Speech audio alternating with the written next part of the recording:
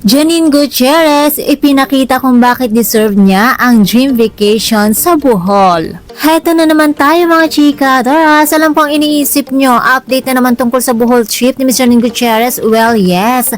Dahil habang hindi pa nauubos ang memory card ni Miss Janine sa dami ng photos at videos niya, asahan nyo na nandito pa rin tayo para mag-update. Sukin na natin siya, no? At bakit naman hindi? Sa ganda ba naman ang dala niyang positive vibes? Sino ba tayo para tumanggi? Kaya naman sige lang, i-report na natin kahit bawat butil ng buhagin na naaapakan niya.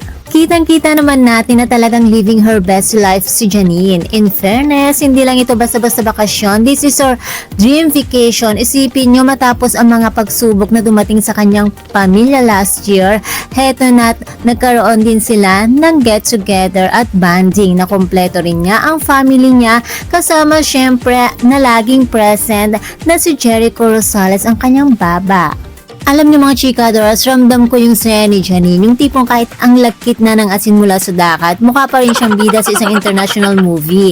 Sadyang blessed lang talaga ang lola niyo dahil nakapag-reset siya bago sumabak sa bakbakan ng 2026. Kaya lang sa gitna ng malaparaisong view sa Michi Resort, hindi mawawala ang mga ating mga live auditor sa comment section. Ito na naman si Kuya, ang sabi niya, daming pera na may kasama pang emoji na parang nanunuri.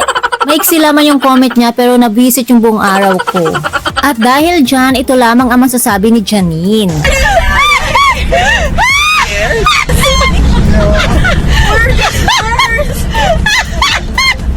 Alam mo kuya, true naman, madaming pera. Hindi naman yan nahulog mula sa langit habang natutulog sila. Pinagpuyatan, pinag-iyakan sa drama scenes at pinagtrabahuan yan. Nakakaloka yung ibang tao, no? Kapag nakita nag-e-enjoy ang isang celebrity, automatic na pera agad ang pansin. Hindi ba pwedeng hard work muna ang i-comment natin? O tapos, kapag nakita nyo naman si Miss Janine na nagtitinda ng mga pre-loved items niya, sasabihin nyo, naghihirap na ba si Miss Janine? Wala na ba siyang pera? Ay, iwan ko sa inyo, wag nyo kong kausapin, ha? Buti na lamang talaga at may mga netizens na handang lumaban para sa katotohanan.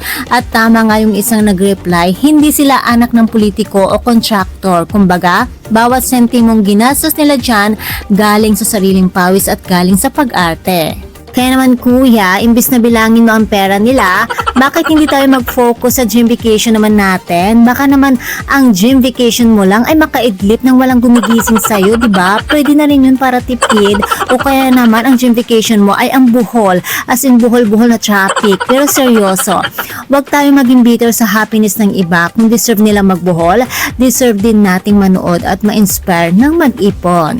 At the end of the day, we are just so happy na natupad ni Janine ang dream vacation niya kasama ang mga taong mahal niya. Relationship goals, family goals, at pati saving goals. Check na check lahat. X na sa mga basher goals. Kaya naman mga chika, Doras, i-comment nyo na din ang inyong mga thoughts sa ibaba.